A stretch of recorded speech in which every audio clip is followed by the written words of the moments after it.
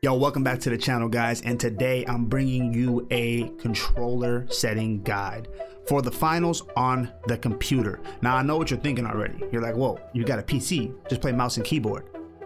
Well, I don't want to. And now I know what other people are gonna say. Well, the controller has aim assist.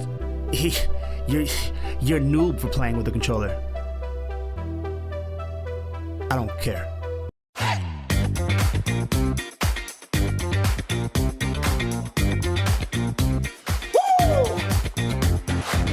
Okay, so look, I've been playing console all my life. I just jumped into the PC scene, so jumping to the mouse and keyboard for me is just not there. My movement is way better with controller than it is on the keyboard, and I'm just not really willing to learn how to play mouse and keyboard. So I do have a aim controller. It has the paddles in the back, right? And so that helps with my movement a lot. I do map my bottom two buttons right here to jump and slide, which helps me to be able to shoot and move around as I'm shooting. I think that's a must. If you play controller, unless you're playing claw, you got to get one with paddles on the back. Now for my settings, like gameplay settings, I mean, you can copy, but I didn't change much. I just pretty much changed my crosshair so it was cyan, so I can really see it. Other than that, it's all the same. Okay, so these are the controller settings that I do have. As far as the controller settings for this portion, I did get it from another guy. His name is iSerif on YouTube. I was looking around, and some of the stuff I don't really even know what to do, but I tried a whole bunch of different other settings out, and when I went to this one, when you're using machine guns or anything fully automatic, these settings are really good, and aiming is very snappy and easy to shoot. Okay, if you're using the sniper, that's a whole nother situation. If you're using the sniper, I suggest literally putting look sensitivity up all the way, and pretty much, and look sensitive vertical up all the way, because this is just way too slow for sniping. Okay, but for everything else, this is absolutely perfect. So look sensitive horizontal 150, vertical 80. I'm actually not gonna just run down the line. I'm just gonna let you go ahead and look at it. Take a screenshot, right? I'll keep it up, take a screenshot. The dead zone and stuff, I did this just because I have a little bit of stick drift, not too much. And then for vertical look, I like vertical look. I'm weird like that. I've always played like that. And then look response curve right here. I'm not gonna try to pronunciate it for you, okay?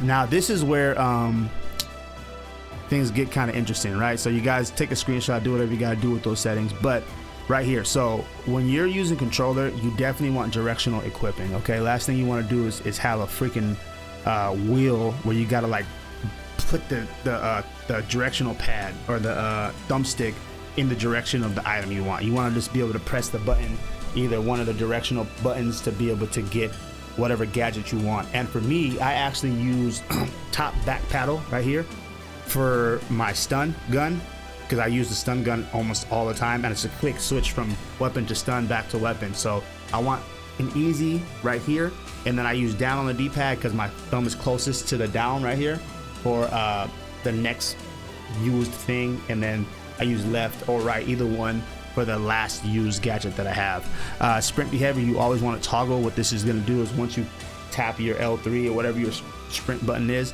you don't have to hold it, you can just tap it and you're sprinting.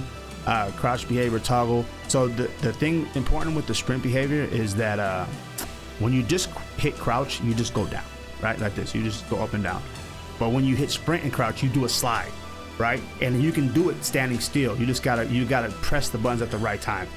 That movement is like OP, no matter what class you're using. Like, people have such a hard time hitting you if you can figure out how to slide from almost a standstill. Okay, so toggle sprint is very important. And if you want a guide on how to do movement, I'm not the best mover, but I can get around. You know what I'm saying? As far as how I have my stuff set up now, so jump is X, which is also my back right bumper. Primary fires, I always switch from the triggers. I don't like shooting from triggers because I feel like the press down is a lot further than just pressing R1, L1. R1 feels a little bit faster. So I do R1, secondary fire, I do R2, sprint, toggle L3. Specialization, I do L2. Now, typically the specialization is gonna be R2, but the reason why I switch to L2 is I never want to have my finger off of the fire button. Okay, I never want to have my finger off the primary fire. So if I have to take my finger off to hit my specialization, that's like a millisecond of opportunity someone has to win a gunfight, right? Especially when you're playing light, you need every millisecond because you get melted. Ping, I actually don't have it on anything because I don't care. I call stuff out on the mic, but you do probably want to find something for it. I just haven't done it.